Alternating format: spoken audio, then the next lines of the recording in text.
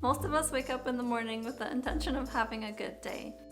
We do our usual morning routine, whatever that means for you. And finally, at some point, we're faced with a decision of what to wear for the day. So we go to our closet to choose our outfit, but instead of it being an easy, painless process, we find ourselves trying on item after item with nothing feeling quite right. Some of our clothes don't fit anymore, but we still try to squeeze into them just to be disappointed. Other items just don't feel like our style anymore with all the wrong colors, patterns, and silhouettes. So we grow more and more frustrated with our clothes and finally just put on whatever is our usual go-to outfit and try to get on with our day, only to repeat the same process tomorrow. Okay, so I know this all sounds a little bit dramatic, but in reality, this is an issue that a lot of us struggle with when we get dressed. Some days are easier than others, but when we feel the pressure of trying to look put together and stylish for a meeting or just to go out with our friends, that's when it can all start to feel a little bit overwhelming. The way that we dress really does have an effect on how we carry ourselves that day, if we feel confident and comfortable or more uncertain and self-conscious. So let's break down some reasons of why we feel like we have nothing to wear and then talk about a few things that we can do to fix the problem. The first reason is impulse shopping. And this can be anything from going to the mall just to look around and browse when you have nothing else to do for the day, or maybe doing a quick Target run for something completely different, and then just swinging by the clothing aisle just to have a look around, finding yourself trying some things on in the dressing room, and suddenly you buy yourself a handful of new clothes that you didn't plan on. And of course, it's super easy just to browse online on our phones or our computers throughout the day. Sometimes if we see something really cute on Instagram or YouTube and suddenly you find yourself really wanting something that a minute ago you didn't even know existed. Another sneaky way that this gets us is when we're actually shopping for something that we want, and then we just get distracted by something else really cute and suddenly we want that as well.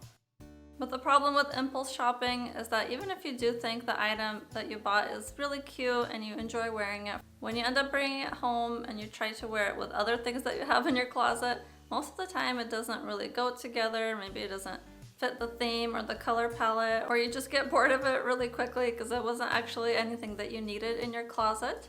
And when you keep doing that over and over again, your closet is just full of this random cute stuff that doesn't really work together or build any kind of cohesive outfits. So if this sounds like you, don't be scared because I do have a fix to this problem, and that is to make some thoughtful wish lists and try to stick to them. So the first step to making a good wish list is to assess your closet, because you need to see first what you have already and maybe what gaps you're missing. So to do that, what you need to do is kind of think about your lifestyle and what kind of events or categories you need clothes for, and then go to your closet and see what you already have and see if there's anything that you need to add that is missing from your wardrobe. And after you add the more basic items to your wish list, of course you can add the more like unique and statement pieces that you're really drooling after. But the idea here is not to get too carried away and try to keep your wish list kind of small and more tailored to the needs of your closet. And if you find yourself suddenly seeing something really cute that you want to buy, put it on your wish list and try to wait about 1 to 2 weeks just to see if that feeling passes, because sometimes if we just wait a little bit, then we'll forget about it and kind of move on with our life and decide that we don't want it after all. And the one last tip here that I heard somewhere that I think is really good is if you see something that's on sale and it's like a really great discount and you suddenly feel like this would be crazy to pass on this item, ask yourself, would you still buy this if it was full price?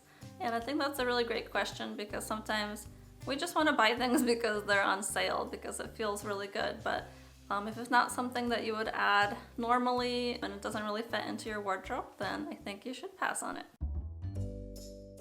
So the next reason why you might have nothing to wear is that maybe your closet is full of a lot of statement items and it's really hard to build outfits from those. So statement items are clothes that are really bold or bright. Maybe they're really colorful or have a really cool pattern, or maybe they're just like a really unique style or shape and they're very dramatic and kind of draw attention. And I think it's super cool to have a lot of these items in your closet, but you really need to balance those with some basic items. The problem with having too much statement items is that maybe you don't want to feel super bold and dramatic every day, and it could work really nice once or twice, but then you'll find yourself kind of wanting to take a break from that, and then suddenly you have nothing else to wear. And they're really hard to wear over and over again compared to like a basic t-shirt that you could kind of wear through many seasons or many outfits and not get bored of. So the way to fix this problem is, of course, to add more basic items to your wardrobe. So again, basic items are things like t-shirts, bottoms, jackets or blazers, sweaters, and what makes them basic is that usually you'd want to go for like a pretty neutral color or pattern, so something like white, black, gray, beige, or navy, and then things like stripes are always hard to go wrong with that. For bottoms, you'd want to go for like a slim or straight fitting jean or slack or pant of some kind. And the reason why you want to pick these items in more neutral colors is that then they're going to be super easy to not only mix and match with each other, but then also with all your statement items. And you can build like some really amazing outfits from your wardrobe when you have a mix of those items. And again, the best part is that you can rewear them over and over again and no one will really notice, and also you won't get tired of them.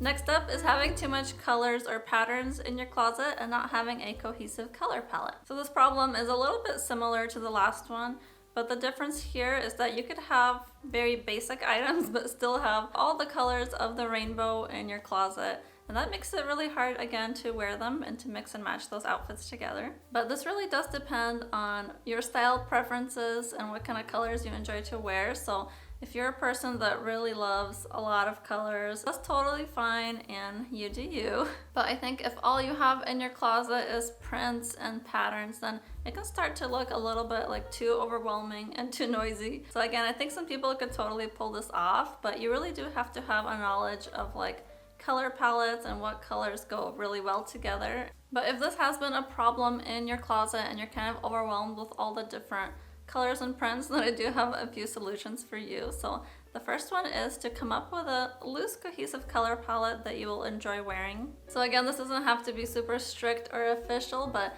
I would recommend to start with some neutral colors as a base. So make sure you have enough like white, black, gray, beige, navy items in your wardrobe first, and then after that you can kind of think about what colors you really love to wear and add those and see how they work with those neutral colors. And then from there, the next step would be to think about what kind of prints you like to wear. So there's things like stripes, polka dots, florals, gingham, or check patterns. And so once you kind of come up with a few of those items that you love, maybe lay them all out on the bed together and just see how they work as a whole. Once you have like a really cohesive wardrobe, it just makes life so much easier to get dressed in the morning, because when you go to your closet, you know that most of the things that you're gonna pull out will just work together and it'll just be much easier to get dressed.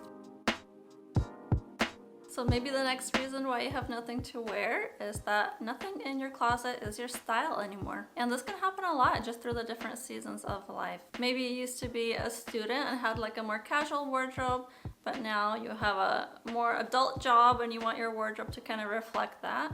Or maybe you just grew up a little bit and you want your style to reflect a more elevated or polished version of yourself. It could also be the opposite. Maybe you used to be more stylish and fancy and have like a corporate job, and now maybe you're a stay-at-home mom and you need a more casual wardrobe to kind of reflect your casual lifestyle. It could also be that you started working from home during the pandemic and your style has just changed over the years, and I think that our closets need to reflect that. And that doesn't mean that we have to like declutter all our old clothes and build a whole new wardrobe, but sometimes we can just put away some items that don't work for us anymore and just save them for later, because again, life kind of changes a lot throughout the seasons and you might want those items again. So if your style has changed recently and you find that nothing in your closet is right anymore, the fix here is to find your personal style again. And this really is kind of a process that you have to go to. So you want to start by thinking about what you like to wear already and kind of pull out some items from your closet that reflect your style and how you want to feel when you're wearing your clothes. You can also turn to Pinterest or Instagram and just pull a few images that inspire you, that you want your style to be. And of course, making a wish list is a great idea here. And again, I would encourage it to be kind of small to start, just because finding your personal style is kind of a long process. And if you buy a lot of new clothes at once, a lot of those will be mistake purchases. So I would really encourage you guys to kind of take it slow and take your time as you go through this process. And if this sounds totally overwhelming, again, I do have a style series on my channel, and I'll link it up in the card and down below in the description box. It's a 5-video series that kind of takes you through the steps of finding your style and coming up with a wardrobe that really feels like you. So the next reason why you feel like you have nothing to wear could just be that your body has changed and now none of your clothes fit you anymore. Maybe you've gained or lost some weight recently and now your whole wardrobe needs to be replaced, or maybe you're going through postpartum and you just had a baby and you're kind of trying to figure out what clothes still fit you from your closet and what kind of new clothes you need just to get you through the season. So whatever your reason is, it's probably time just to assess your wardrobe and make some changes. And I know that can be really hard, especially if you've built up a really great wardrobe that you love to wear over the years, and maybe you spent a lot of money on it, or you have a lot of items in your closet that you just really love. It can be really hard to let them go and start over, so I do want to acknowledge that.